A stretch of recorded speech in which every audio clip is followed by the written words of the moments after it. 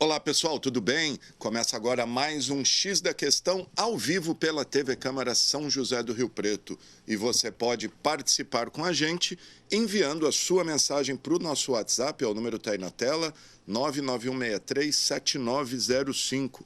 Temos também o telefone aqui da redação da TV Câmara, 32147766, e o nosso e-mail que é o gama@riopreto.sp.leg.br. E estamos ao vivo também pelas nossas redes sociais. Estamos lá no Facebook, Câmara Municipal de São José do Rio Preto, e também no YouTube, TV Câmara São José do Rio Preto, onde você também acompanha nosso programa em tempo real. Aproveita, curta, compartilhe nossas páginas, deixa lá o seu comentário, que é muito importante para a gente. Bom, e olha só, no programa de hoje vamos falar de um congresso aqui em Rio Preto que vai reunir especialistas em psiquiatria e outros profissionais de saúde para debater a saúde mental. É o Congresso Sinapse 2024, que será realizado entre os dias 19 e 21 de setembro, com a participação aí de psiquiatras, neurologistas, psicanalistas, entre outros, para debater a saúde mental e sua relação com as várias áreas aí da vida humana, como sexualidade, estilo de vida, cardiologia, música, literatura, cuidados paliativos, entre outros. Mas para falar sobre esse evento e também como a saúde mental impacta o nosso dia a dia, converso agora com o psiquiatra Dr. José Robson Samara, que é um dos organizadores e também participantes do evento. Doutor, obrigado por estar aqui. Vamos lá, doutor, o que esse congresso pretende reunir? Qual o público-alvo? Quem pode participar? E queria que o senhor falasse algumas pessoas palestrantes, tem alguns famosos aí do meio, né? Obrigado, doutor.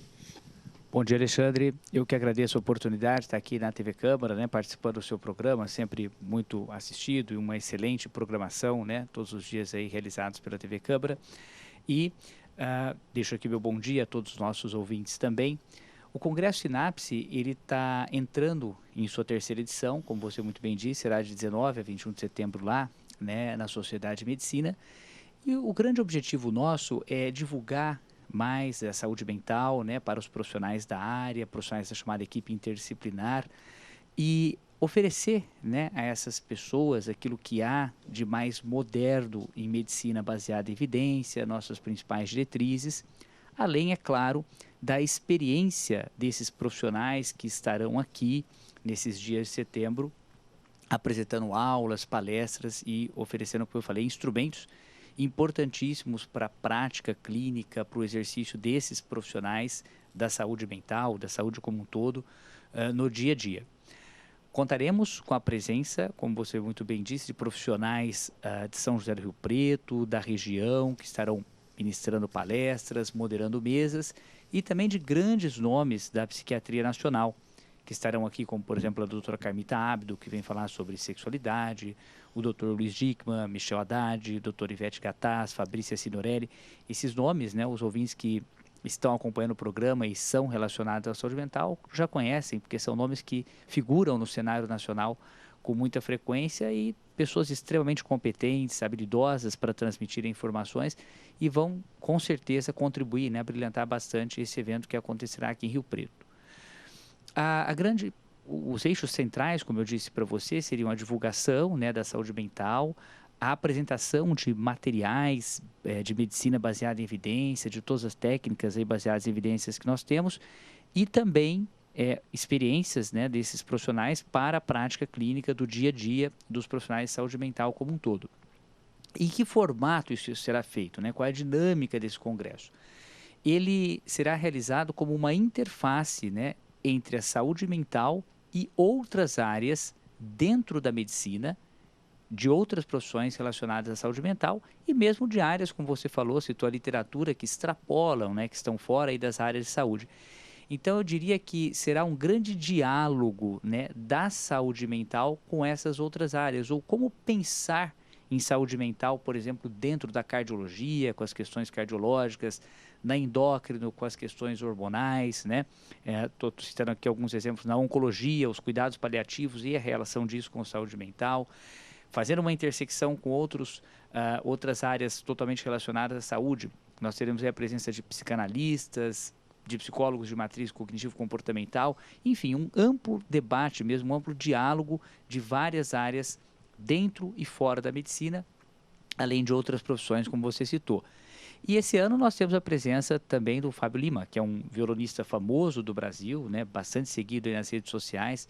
Ele estará falando também sobre esse diálogo entre música e saúde mental, além de nos presentear aí na conclusão do congresso com um evento musical.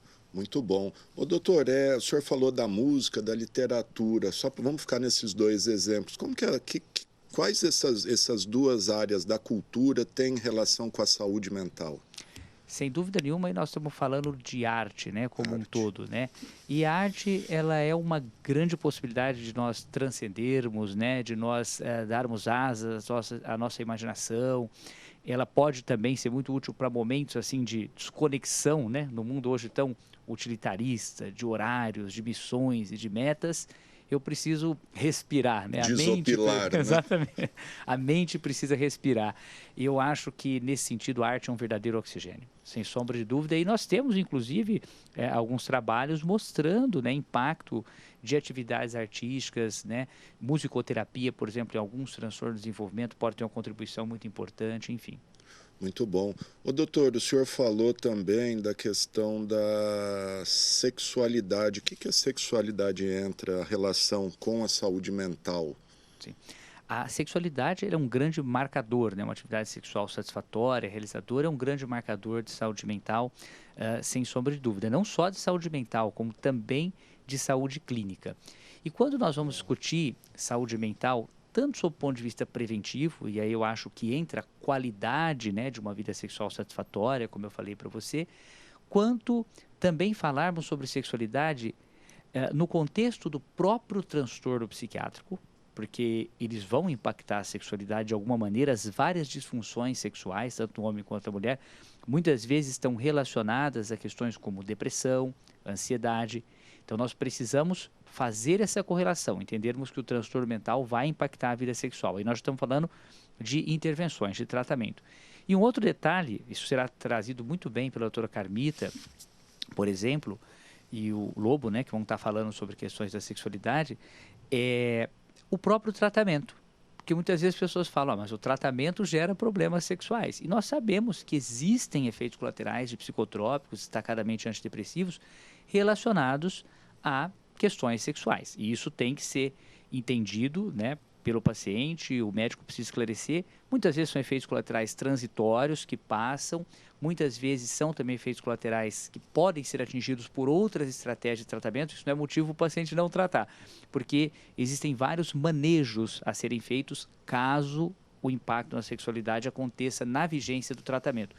E, felizmente, cada vez mais nós também temos moléculas antidepressivos que impactam menos a questão sexual. Então, tudo isso vai ser muito bem falado e trabalhado aí no Congresso. Ainda na questão da sexualidade, uma eventual opção sexual da pessoa não assumida ou não bem admitida pode impactar também na saúde mental? Sim, nós sabemos que os conflitos, né, de maneira geral, os conflitos intrapsíquicos dessa pessoa com ela mesma, ou mesmo esses conflitos num contexto, digamos, de populações mais vulneráveis, chamadas minorias, por toda a questão do preconceito que existe, né, das formas de violência, são elementos, são fatores que, obviamente, podem contribuir para o impacto na saúde mental desses indivíduos, né? A gente até hoje discute, né, algumas questões ligadas à saúde mental para populações vulneráveis e tudo mais. Temos dados, né, mostrando que essas populações são mais acometidas, muitas vezes. Doutor, de uma maneira geral, como é que está a saúde mental do brasileiro? Vamos falar do Rio Pretense, o senhor que atende, enfim, atende também no hospital de base, né, um psiquiatra infantil. Queria que o senhor falasse como é que está, numa média geral, como que o senhor acompanha, e principalmente crianças e adolescentes, né? Vamos começar aqui de um contexto geral, né? Os dados de saúde mental, eles realmente não são muito alvissareiros, né? Nos últimos anos, especialmente no pós-pandemia, nós tivemos uma mudança muito drástica nesse contexto, um avanço dos transtornos aí significativo de uma maneira geral, né? Hoje nós temos aí, por exemplo, a depressão como uma das principais causas de afastamento do trabalho. Nós temos isso avançando, inclusive, muitos já acreditam que ali na próxima década, 2030, possa ser, inclusive, a principal causa de afastamento do trabalho. Então, essa não é uma notícia boa. Apesar de a gente ter hoje, como eu falei, várias estratégias de tratamento, nós estamos observando um agravamento do quadro de saúde mental na população geral. No Brasil, particularmente, nós além de termos, como eu falei, a depressão como uma das causas importantes, o Brasil é um país campeão mundial de transtornos ansiosos, de uso também de medicações ansiolíticas, o que nos mostra mais uma vez que algumas atuações, sob o ponto de vista de reforma de estilo de vida, estratégias ambientais, devem ser pensadas no Brasil, porque ele vai se destacando negativamente, como eu falei, em relação a outros países. Quando a gente vem para o contexto da infância e adolescência, infelizmente, também não são muito boas as notícias, né? Por exemplo, recentemente houve um estudo publicado do Lancet, aqui no Brasil, que é da Fiocruz, em parceria, agora me esqueci outra instituição, que mostra como o Brasil avançou, né, no suicídio negativamente, obviamente porque os números aumentaram de suicídios na adolescência, ideação e tentativa de suicídio na adolescência. Nós temos hoje a depressão na adolescência rodando aí na casa de 6 a 8%, uma prevalência significativa, e no Brasil, lamentavelmente, esses números drásticos aí dos últimos anos, da última década, nos mostram uma aceleração. Precisamos, de alguma maneira, cuidar disso, né? Ou de várias maneiras cuidarmos disso. E qual a causa, doutor? Por que tanta gente com depressão? O que explica isso? Tem uma resposta? O transtorno mental, ele nunca será unicausal, né? Nós não temos uma causa definitiva. Hoje nós entendemos que uma soma de fatores, como condições genéticas desfavoráveis, né? A própria estrutura neurobiológica, como esse cérebro foi crescendo, como ele foi se desenvolvendo, como as sinapses, né, foram sendo montadas, enfim, a estrutura neurobiológica ela diz basicamente respeito a isso, a conectividade ao desenvolvimento desse cérebro, a forma como os famosos neurotransmissores ficam distribuídos e atuam, né? Então aqui eu estou trazendo duas questões que são inatas, genética e neurobiológica, e obviamente as questões ambientais, né? As pressões, os conflitos, os estigmas, né? As transições familiares, o conflito familiar, a violência doméstica, tudo isso contribuindo para a explosão, né, de transtornos mentais. Então, não existiria uma causa única, mas a soma desses fatores genéticos, neurobiológicos e ambientais. Quais os principais sintomas, doutor? Como que a gente identifica que uma pessoa está precisando de ajuda? Porque eu acho que a própria pessoa, ela não sei como funciona, de identificar, dela própria se identificar. Então, as pessoas sempre falam para ficar atento a sinais. Como identificar uma pessoa que está com depressão, que está precisando de ajuda, mas talvez ela própria não saiba disso? Excelente a sua pergunta, Alexandre. E realmente as pessoas muitas vezes não buscam, né, ajuda, isso faz parte do tratamento. Você quer ver uma coisa interessantíssima que a gente fala no Brasil? No Brasil a gente trata muita depressão, porque o pessoal está tomando antidepressivo, o pessoal está indo na caixa d'água, né, as pessoas brincam.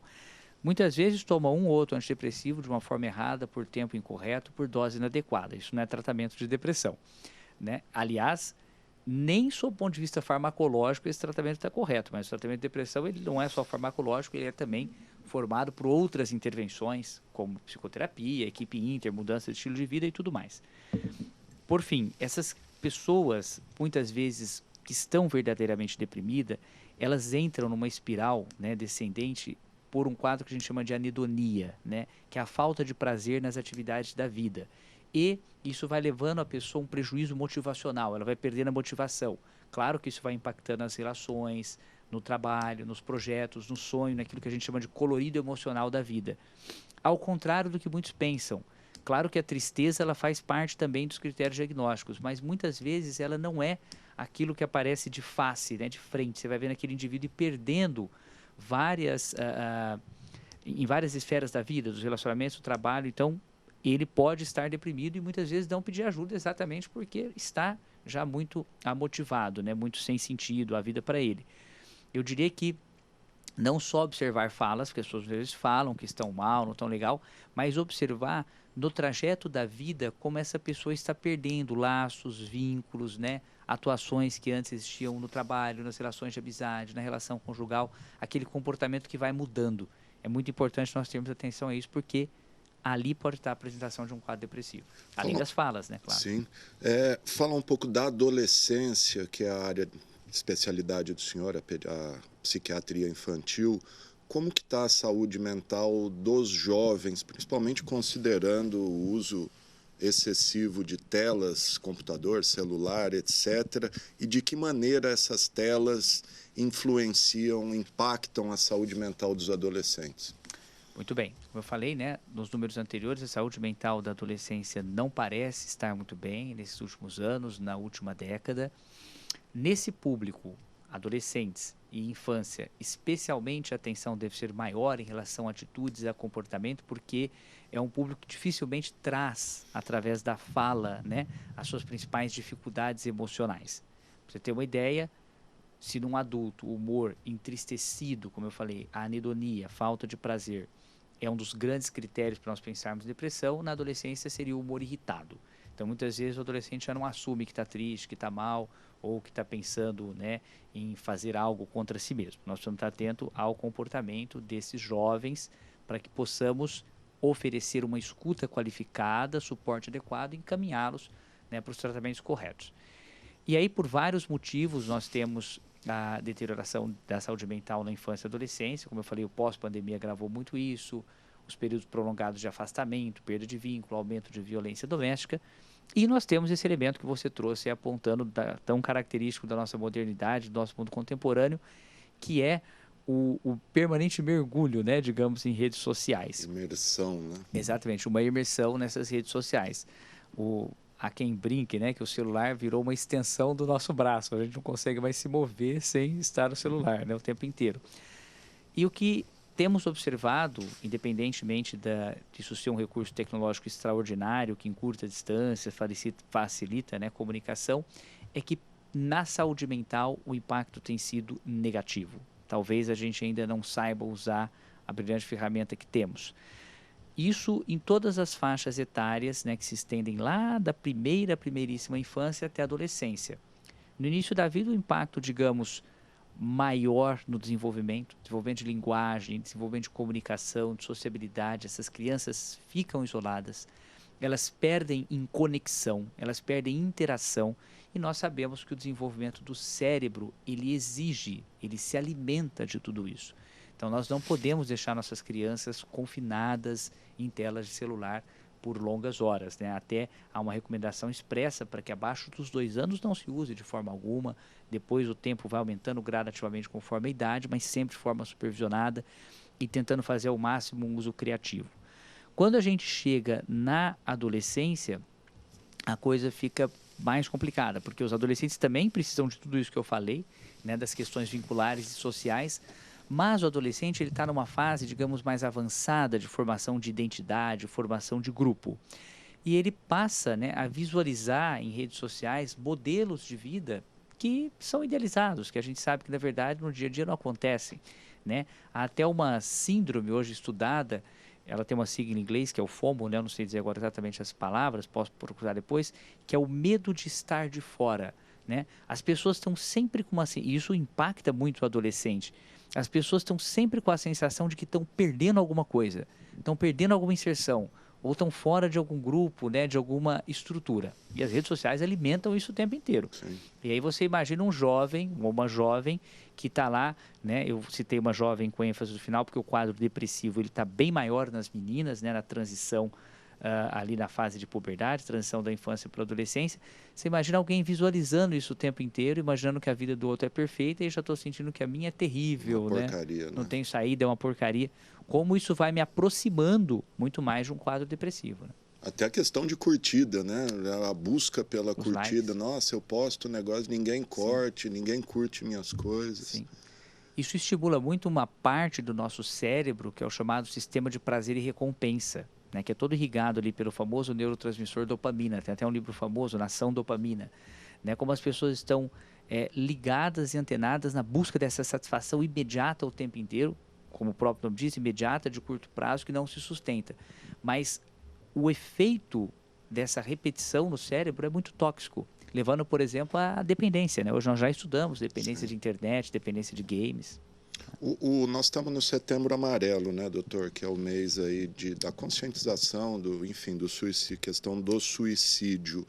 As redes sociais e a depressão que o senhor falou associada, são a depressão, no caso, né, é a principal causa da tentativa ou do suicídio entre jovens, ou há outras causas além da depressão? Nós sabemos que o suicídio, ele é um desfecho final, trágico, né? Na maioria das vezes, de um quadro de transtorno mental. 90% das vezes, aquele indivíduo que cometeu o suicídio estava ali na vigência de algum transtorno mental, destacadamente a depressão, né? Por isso que o suicídio é tão prevenível e as campanhas existem, porque ele, na grande maioria das vezes, não é algo que acontece de forma impulsiva, imediata. Ele será o desfecho da evolução de um transtorno mental que não foi abordado, que não foi tratado corretamente. Daí a necessidade de falarmos bastante sobre o tema, porque, como eu falei para você, os números não são pequenos, especialmente aumentando agora. O principal público ainda é o público idoso, que mais comete suicídio, mas aumentando de forma significativa entre os nossos adolescentes. O maior público são os idosos? Os idosos ainda cometem mais suicídio, quando você pega a prevalência, né? Agora, a incidência, que são os casos novos, eles estão aumentando na população jovem. Jovem. A depressão, doutor, é possível dizer qual o sentimento que uma pessoa tem quando ela está com depressão? Às vezes, a quem está ouvindo, o senhor vai dar uma dica, a pessoa talvez se identifique nisso. Eu diria que um ponto importante é ficar atento, eu vou usar esse termo que eu acho que ele é muito interessante, ao apagamento do colorido da vida. As coisas vão perdendo graça, vão perdendo sentido. Eu não vejo mais necessidade de fazer planos, não tenho mais motivação, né? Aliás, nós vamos ter bastante palestra sobre depressão no Congresso Sinapse, vai ser muito interessante aí estar falando sobre essas questões com alguns enfoques. Então, quando a pessoa vai tendo essa sensação permanente de perda de prazer, é mais do que ficar triste, porque triste eu posso estar agora e daqui a pouco eu estou bem, eu estou nervoso agora, brigo com um amigo, com a minha esposa, daqui a pouco eu estou bem. Essa flutuação de humor ao longo da vida é normal, né? Mas de repente esse estado de desmotivação, de perda de prazer vai se tornando permanente. A ponto da pessoa começar a falar, pô, isso aqui eu adorava fazer, essa rodada aqui de conversa com os amigos, ou o futebol da tarde, e eu não tenho nem vontade mais de ir nisso. Isso vai, né? Isso vai se tornando, não tem vontade de ficar com seus filhos, de conversar. E aí, além disso, começam a se somar outras emoções. Eu começo a me sentir muito culpado de coisas que às vezes já aconteceram há muito tempo, que não fazem sentido mais. Aquele pensamento que a gente chama de pensamento reentrante, né? Obsessivo, de culpa, de inutilidade. E, claro que a partir dessa evolução emocional podem surgir até pensamentos, será que vale a pena viver? Né? E essas ambivalências em relação à vida vão me levando a uma possível ideação suicida. Então, eu espero aqui ter conseguido passar mais ou menos um caminho, né? O caminho do que a gente chamaria de psicopatologia de humor, que são as alterações patológicas do humor. É assim que o nosso humor vai ficando doente, vai adoecendo. Então, ele tem a ver com instalação, com persistência, com grau de disfuncionalidade e pensamentos muito negativos de culpabilidade em relação à vida. Isolamento também. Isolamento, imagino, né? sem dúvida nenhuma. Toda depressão é plenamente tratável, curável, controlável, ou há casos em que é de difícil solução? Nós sabemos que os quadros psiquiátricos, de maneira geral, se nós pudéssemos resumir de uma forma didática, eles têm uma natureza flutuante, né? Ou seja, eles tendem à cronicidade. Como que nós podemos mudar essa trajetória? Exatamente fazendo tratamentos precoces, né, de uma maneira precisa, como eu falei, por tempo adequado, com dose adequada de fármacos, com todas as outras intervenções que são pertinentes ao tratamento, além das intervenções médicas. Quando esse tipo de abordagem, né, de assistência é realizada, nós temos uma chance de, ao longo do tempo, diminuirmos, como eu falei, essa flutuação ou até evitarmos a cronicidade. Para ficar mais simples a explicação, um episódio depressivo bem tratado, ele passa a ser um fator de proteção para aquele cérebro. Enquanto um episódio depressivo mal tratado ou com sintomas residuais, como se fosse ali um furinho, né, que continua vazando, ele passa a ser um fator de risco para aquele cérebro.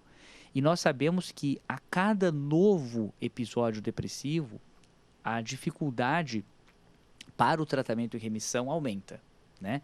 Então, nós vamos ter que ter intervenções mais longas, né?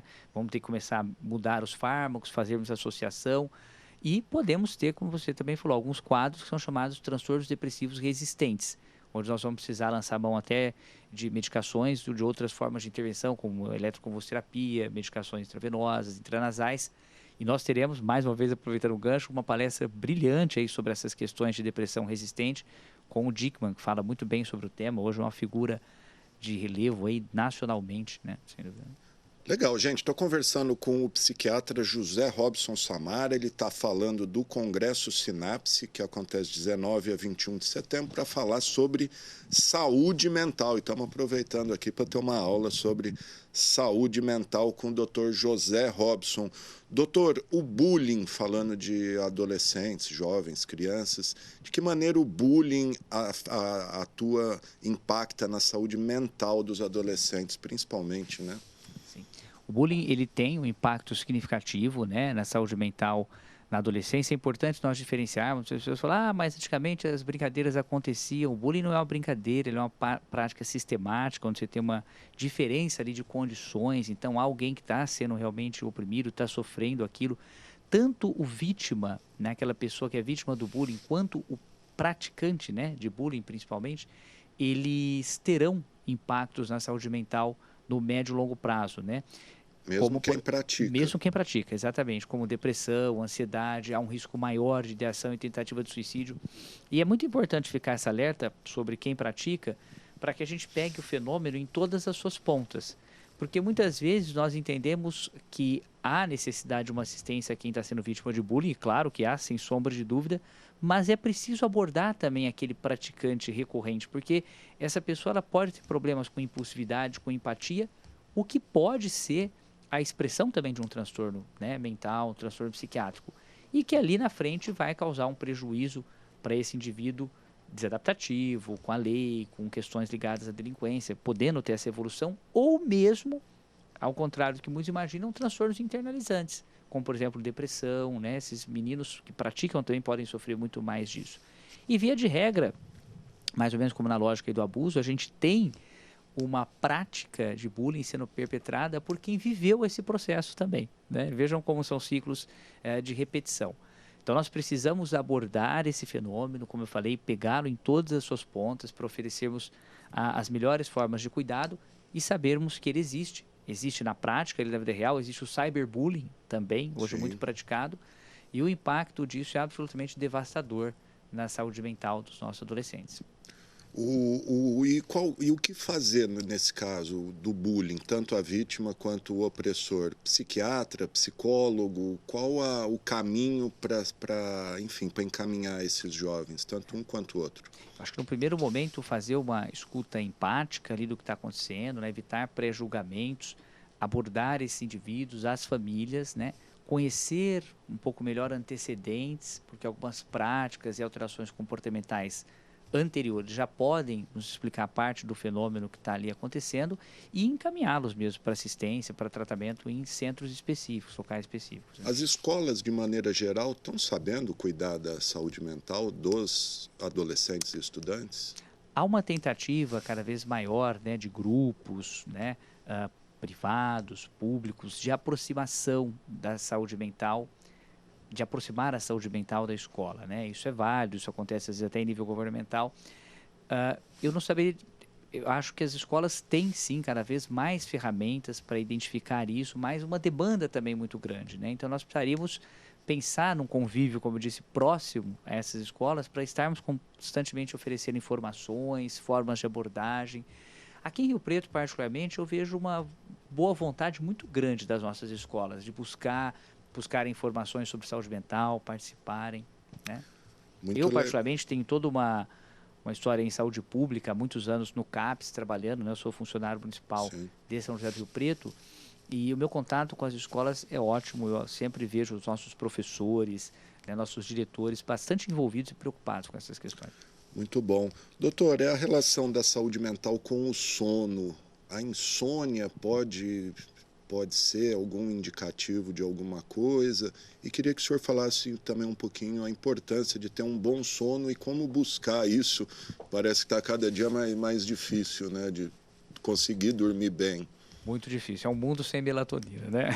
A gente está realmente tendo muito problema com sono. prevalência do transtorno de insônia na população geral não é baixo. Eu vou usar uma frase, Alexandre, que eu gosto muito de usar com meus pacientes no consultório. Estamos melhorando, sintomas de depressão, ansiedade, mas o sono, eu sempre falo, olha, presta atenção, o sono ele é uma espécie de chave geral da saúde mental. Melhora o sono, dali para frente, tudo começa a melhorar, ou nós acrescentamos melhor aos sintomas que já vinham caminhando bem.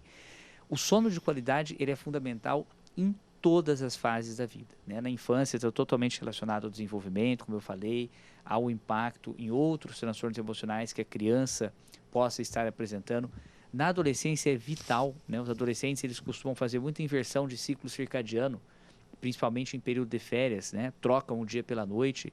Isso é muito negativo para a saúde mental. Pode ser fator de risco para o desenvolvimento de transtornos ou fator de agravo para transtornos que já estão em andamento. E na vida adulta, novamente fazendo aí correlação com outras áreas da medicina, nós sabemos que o sono ele tem relação, ele pode ser sintoma de transtorno mental, ele piora transtorno mental em andamento, né, quando não corrigido, e nós sabemos até de relação com a saúde física, clínica cada vez mais, né? Pessoas que sofrem de alterações importantes de sono, elas são mais suscetíveis a terem quadros como diabetes, pressão alta, próprio infarto agudo de miocárdio e tudo mais. Então, cuidar do sono é fundamental. E o mais interessante, né, só prolongando um pouquinho o assunto, é que os grandes cuidados com o sono, inicialmente, não são estratégias medicamentosas, né? São estratégias não medicamentosas, a criação de hábitos saudáveis de sono, educação para sono, né? O que a gente chama ali em neuropsiquiatria de medidas de higiene de sono, como, por exemplo, evitar a luz excessiva à noite, evitar telas de celular à noite, cuidado com o consumo exagerado de cafeínicos de maneira geral, notadamente o café, né? Redução de uso de substâncias como um todo, prática de exercício diário, enfim, né? Nós ficaremos horas aqui falando sobre medidas de sono que são absolutamente efetivas em todas as fases da vida, na infância, adolescência, né? E também na vida adulta. O fato de deitar ali e ficar mexendo no celular com o quarto escuro e a luz na cara deve dar uma confundida no cérebro, né? Sem dúvida nenhuma. E a palavra que você usou é perfeita, é uma confundida no cérebro, porque conforme o dia avança, né, ou o dia se vai e a noite vem, nosso cérebro vai se preparando para dormir, né? A produção de melatonina está ali acontecendo. E quando eu lanço mão de hábitos, como você acabou de citar, eu faço uma inversão disso, eu passo a hiperestimular meu cérebro, que é absolutamente contraindicado para um sono de qualidade. É recomendado o uso da melatonina, já que o senhor citou tanto e tá aí uma febre, né? Todo mundo tomando a tal do hormônio do sono, né? Hormônio do sono, isso. Tratamentos, aqui vai um alerta máximo, eles sempre devem ser orientados, supervisionados por profissionais. Ela pode ser um recurso útil, né, em uma parte da estratégia do tratamento de uma insônia. Mas quando a gente vai tratar uma insônia, nós precisamos primeiro entender essa insônia, se ela é primária, se ela é secundária, em grande parte das vezes ela é secundária, é um outro transtorno mental. E aí a pessoa está deprimida e começa a tomar melatonina, não vai adiantar nada, né? Ou toma melatonina de uma forma equivocada, com doses inadequadas, enfim. Ela pode sim ser um elemento usado no sono, mas sempre com estratégia e supervisão de profissionais. De um médico, né? É isso, gente. Tá aí o Dr. José Robson Samara, psiquiatra, falando de saúde mental e divulgando o Congresso Sinapse 2024, de 19 a 21 de setembro. E mais informações você consegue aí no site congressosinapse.com.br. Doutor, quer falar mais alguma coisa? Fica à vontade, o espaço é do senhor. Mais uma vez, parabenizá-lo, Alexandre, pelo excelente trabalho que vocês fazem aqui na TV Câmara, né? Pela excelente estrutura, por um serviço de qualidade que vocês prestam à população. E deixar o convite mais uma vez para que essas pessoas, para os profissionais de área de saúde, estejam presentes aí no nosso congresso, né? Do dia 19 ao dia 21 de setembro. O Grupo Sinapse, ele tem um compromisso, né, com a informação de qualidade, baseada em evidência, com a oferta de experiências, como eu falei, importantes, de profissionais como a doutora Carmen Távio, Dickman, Fabrícia, Ivete Gattas, que vão estar aqui presentes, né, dentre outros profissionais da nossa região, também muito experientes, muito competentes, com essa meta, né, de informar de forma precisa e oferecer ferramenta para esses profissionais na prática do dia a dia. E é um grupo que deve estar aí nos próximos, que estará nos próximos meses, né, também fazendo outros eventos. Nós temos, como você disse, alguns simpósios temáticos na infância e adolescência. Tivemos o Kids esse ano, vamos repetir no ano que vem. Temos nos próximos meses o Sinapse Obesidade, capacitação para tratamento de obesidade numa interlocução endócrino saúde mental em outubro, Sinapse Sênior, voltado à saúde mental do idoso, acontecendo lá no mês de novembro, e o ano que vem vários outros simpósios temáticos, né, que serão realizados por esse grupo. O nosso evento mãe, né, principal é o Congresso, estaremos na 3ª edição e, sem dúvida nenhuma, bem melhor, bem mais completo que as edições anteriores. E inovar, né, avançar e trazer o que há de melhor na saúde mental é um compromisso desse grupo. Legal. Doutor, antes da gente encerrar, só eu recebi aqui uma mensagem, agora cadê que eu estava? Misturou aqui. Mas o senhor falou, passou e eu acabei não questionando o senhor. O número de idosos, suicídio de idosos é maior. O que leva? Qual a causa? Por que os idosos estão se matando? Um grupo, na verdade, o número não está aumentando, digamos que é uma prevalência estável. Sempre foi o grupo que mais cometeu suicídio. O que mais. O que tem nos chamado muita atenção é o de adolescentes, né? E às vezes até algumas crianças tendo mais essa suicídio, porque Teve um caso aí, uma criança de 12, 13 anos tentando se matar, né? Porque aqui nós temos um aumento de incidência, né? Então, há uma preocupação importante com esse grupo. Claro que há preocupação também com grupos idosos. E por que os idosos sempre, né, tiveram números maiores? Provavelmente, né, os estudos vão mostrando, nós temos mais fatores de risco. Dos sociais, como, por exemplo, o isolamento, a perda de funções, né, o afastamento, às vezes, de pessoas queridas, um número muito maior de adoecimento. No idoso, ele vai ter mais doenças clínicas, de forma geral, e pela própria alteração decorrente do envelhecimento, uma maior susceptibilidade a quadros como depressão e outros transtornos mentais. Então, digamos que é um grupo etário que é mais permeado por fatores de risco, isso pode levar mais ao desfecho, né? Perfeito. Por isso é tão importante também fazermos, né, assistência de qualidade ao público idoso, políticas públicas efetivas de prevenção a agravos clínicos, a isolamento, enfim, cuidar da saúde mental desse público. É o maior grupo, mas a incidência grande tem sido, então, adolescentes. Né? Tem um motivo também, doutor? O que é a vida agitada, a rede social? Qual que é o... Exatamente. Hoje a gente sabe, né, que os adolescentes sofrem muito mais pressão. Isso tem a ver também, por exemplo, com redes sociais. Temos as questões de públicos mais vulneráveis e a identificação de quadros depressivos, né, cada vez mais nessa população, que eles passam a ser estudados ali da década de 70 para cá. Antes a gente nem procurava muito depressão na adolescência. Muitas correntes até de estudos, né, teóricas acreditavam que não existia depressão nessa faixa etária. Nós sabemos que existe, que ela tem piorado e com esse fator agravante, digamos, dos últimos 4 anos, que foi também a pandemia, né? Perfeito, gente. Está aí o Dr. José Robson Samara falando de saúde mental, Congresso Sinapse, que vai debater profundamente o tema, 19 a 21 de setembro. Mais informações no site congressosinapse.com.br.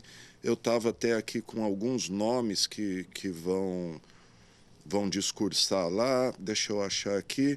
Doutora Carmita Ábido, que o senhor já falou, Luiz Dickmann, Michel Haddad, Ivete Gataz, Fabrícia Signorelli, Lá Fora Podcast, Felipe Lobo, Tânia Navarrete, Renato Arruda e mais de 40 participantes aí no total. Exato. E com a participação do violinista, como é o nome dele?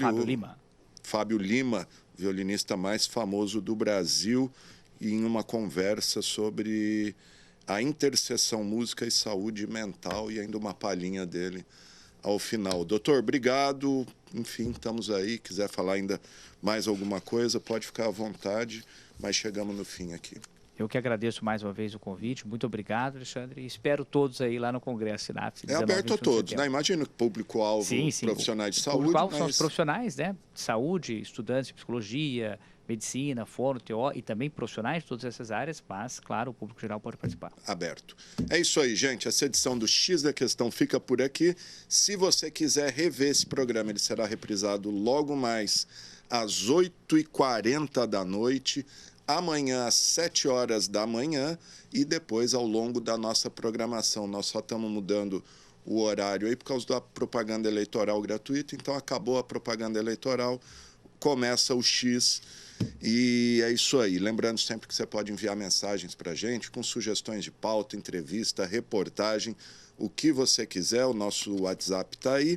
E todas as informações aqui da Câmara no nosso site riopreto.sp.leg.br. É isso aí, o programa de hoje teve os trabalhos técnicos do cinegrafista Eude Russo, GC do Thiago Zatti, controle mestre do Fernando Giroldo e o áudio do Israel Heleno de Castro. Valeu!